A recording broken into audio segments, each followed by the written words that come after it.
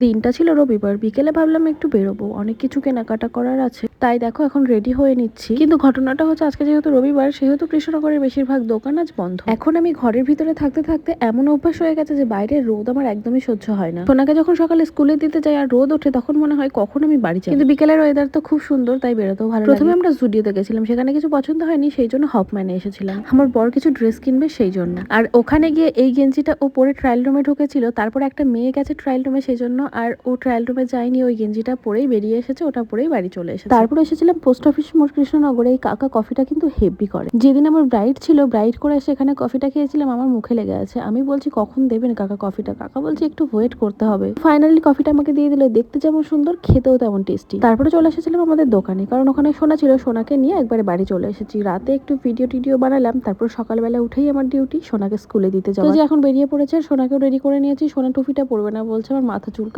আমি বললাম যে বাইরে খুব রোদ, তাই জন্য তোমাকে এইটুকু পরে যেতেই হবে, তো জোর করে পরিয়ে নিয়ে গেছিলাম। ভাবি যে প্রতিদিন ভিডিও করব, কিন্তু যেহেতু রুটিনটা আমার একই থাকে, সেই জন্য প্রতিদিন আর কি ভিডিও করব, তাই করা হয়। সোনাকে একটু আনন্দ করতে করতে নিয়ে যাচ্ছিলাম, যাতে ওর মনটা ভালো থাকে আর স্কুলে যেতেও ওর ভালো লাগে। জানি না মুখ ফুলালেও কি আনন্দটা পাচ্ছিল, আমি যখন মুখ ফুলাচ্ছিলাম ও ভীষণ পরিমাণে হাসছিল। তো এই খুনসুটি গুলো করতে করতে চলে আসলাম সোনার স্কুলে। ওকে স্কুলে পৌঁছে আমরা গেছিলাম আমাদের ওই বাড়িতে। দেখো এইটুকু কাজ হয়ে কিন্তু এখন বন্ধ আছে। আমি কিন্তু এবার অনেকদিন পরে এই বাড়িতে আসলাম কাজ কতটা হয়েছে সেটা দেখার জন্য। বাইরের সিঁড়িটা মোটামুটি কমপ্লিট হয়ে গেছে। তারপরে ওখান থেকে বেরিয়ে চলে আসলাম, কারণ আমাদের মাছ নিতে হবে। তো এখান থেকে কাতলা মাছ নিয়ে নিলাম। তারপরে দুজনে কি গল্প করছিলাম এখন সেটা আমার আর মনে। ওয়েদারটা কিন্তু বেশ ভালো ছিল, না রোদ ছিল না বৃষ্টি ছিল, মেঘলা মেঘলা একটা ওয়েদার ছিল।